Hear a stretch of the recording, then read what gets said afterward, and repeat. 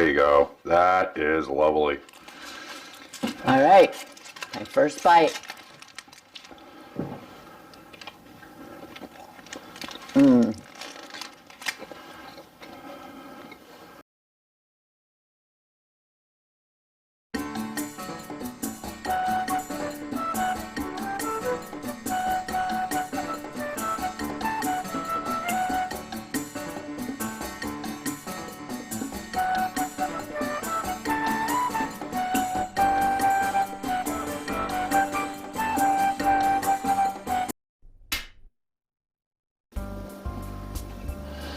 Hey everybody, once again, welcome back to the Bully Pack RV cooking show in the garage.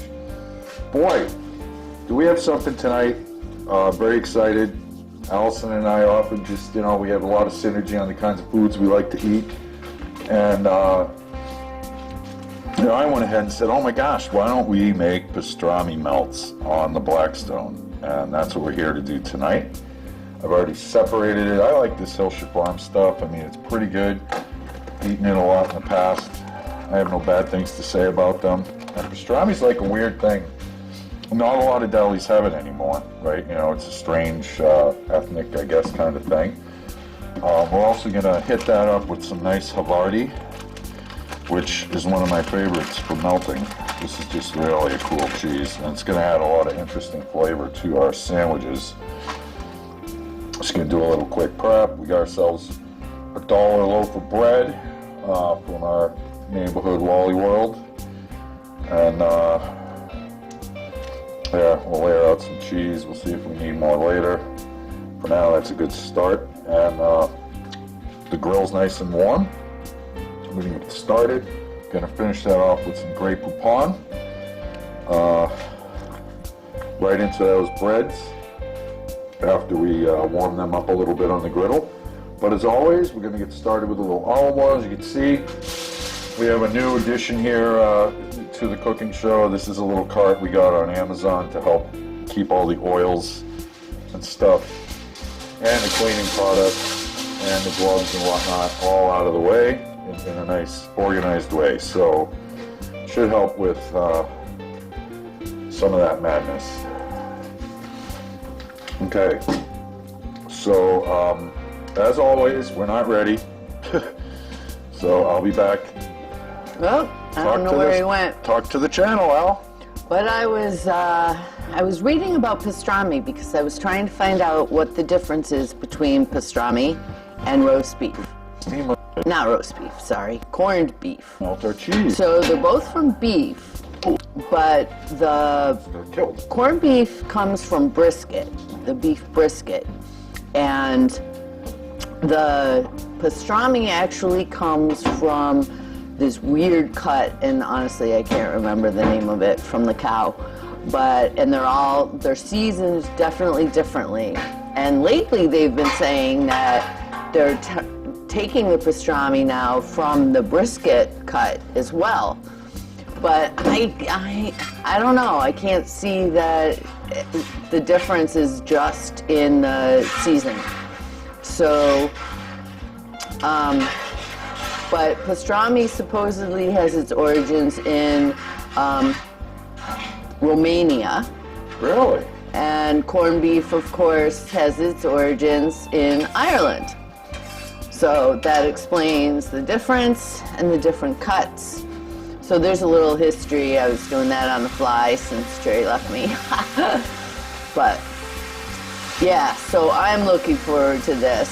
Pastrami is, I think it's pre-cooked because I ate a couple pieces upstairs because I was getting hungry. And it was good, so I'm not feeling sick. So I think that's okay. Oh, it already smells great.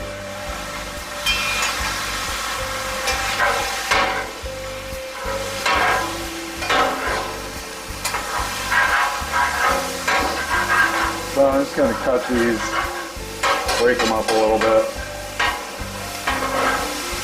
Yeah, I like the crispy edges on them too. This should be a very quick cook because really we're just warming this. We're not really cooking it, but you get that fried state and it really unlocks And the wonderful thing about pastrami, you can smell all that pepper already in it. You know, it's got that pre-seasoned flavoring in it. Yeah, like you don't really even have to season that at all, babe, do you? No, you don't, and you shouldn't, in my opinion, because then you're kind of modifying what it tastes like. As you can see, that's already almost ready for cheese. This is a fast cook, really super fast. Yeah, so you guys get a nice short video tonight. Yeah. Yeah, that looks really good. Yummy, yummy. We'll just get those warming up. Bread is on. We'll size that up. That should work. We'll move them closer together for this. Get that cheese melted. I can put this over here and not burn myself this time because I'm smart enough to grab it from the handle again. And that's it. I just want it to turn a little darker color. You can probably start to see that happening in a few spots. Yep. That means it's getting warmed through, picking up a little bit of heat. Perfect. Probably got more cheese than we'd ever need, but you know, it is what it is, right? There's no such thing as too much cheese. I love you! Can never have too much cheese.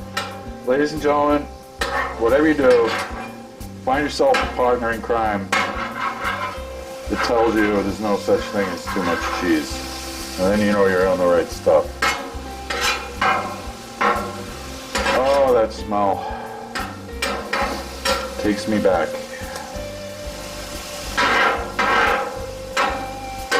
I mean, that's the other fun part about this too, right? You know, we're getting to the point where we're starting to cook more on this and opening up those, you know, mental pathways and saying, oh, why don't we do this? That'd be great on the Blackstone. This would be great on the Blackstone, right?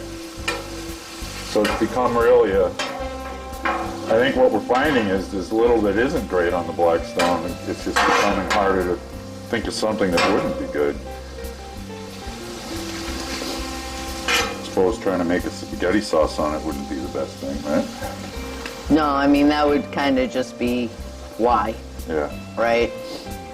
Although I'm sure someone's done it. You know, sat there with saucepans on the Blackstone. Well, yeah, saucepans on there, sure. If but that's what you have to work with, I suppose there's nothing at all wrong with that either, right? No. That's just being creative and, you know, using this like a giant oven top. Yeah, I mean, honestly, I'm beginning to think, babe, that once we hit the road in Chloe, Yeah. we're not even going to freaking need to use the kitchen. No, we won't probably. Unless be I'm using making rice or something like that, it. Yep. right? But, True. oh, look at that cheese melting. Yeah, it's already going, right? I don't even know that I need to hit it with the water. Well, May not. probably best to just to get it to that melting point.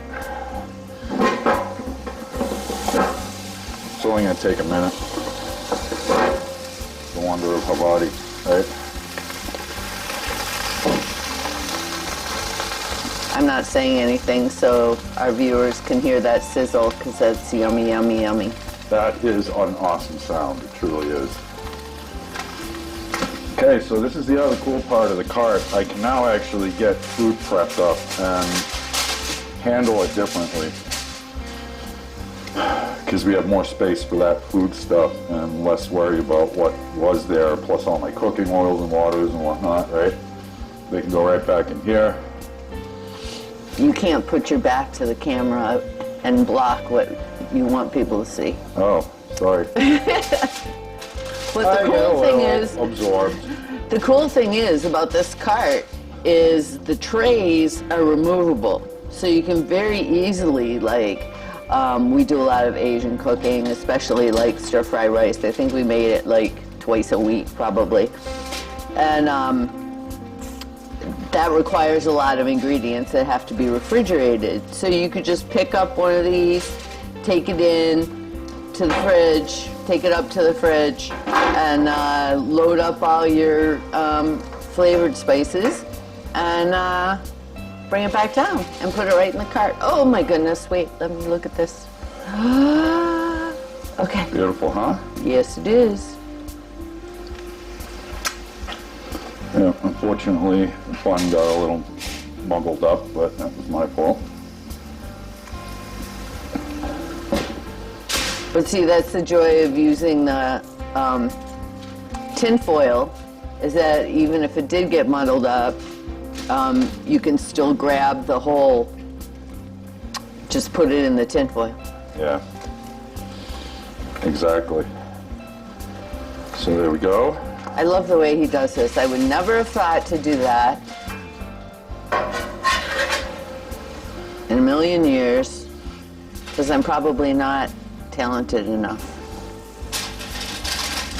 Oh, yeah. And there we have it, folks. Look at that. Yeah, that is some good looking pastrami. And so fast. Yep. And there we go. Get that flipped over. Yeah, I mean, this is just a matter of minutes, right? And we'll wrap that up for the trip upstairs. And if you fold mine like that too, if that's not mine, Yeah. then you can just slice right through the center, through the tinfoil and everything with a knife. I cut my sandwiches in half because that's just way too big for me to...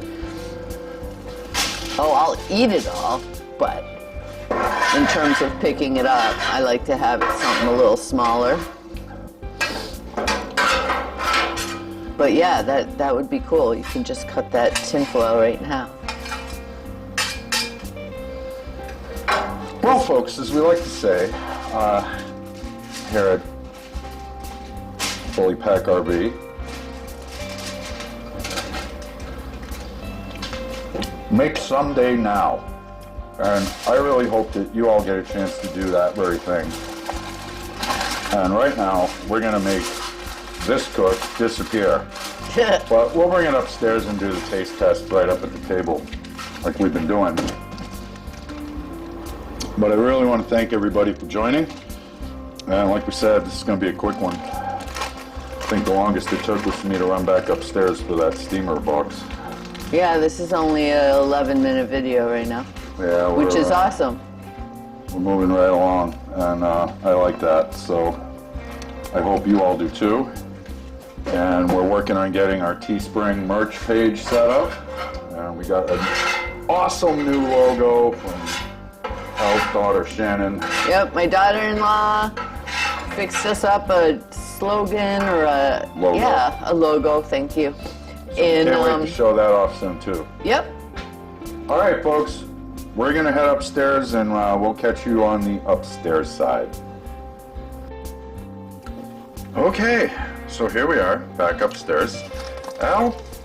As you can see, I've cut it through in half, right through the foil. Yep. Worked out Fabulous. awesome. And I'm just peeling this back because I wasn't really ready. And I'm gonna take a bite. Fantastic. Doesn't that look yummy? Wait a minute, it's out of focus. Hold it still. There you go. That is lovely. All right, first bite.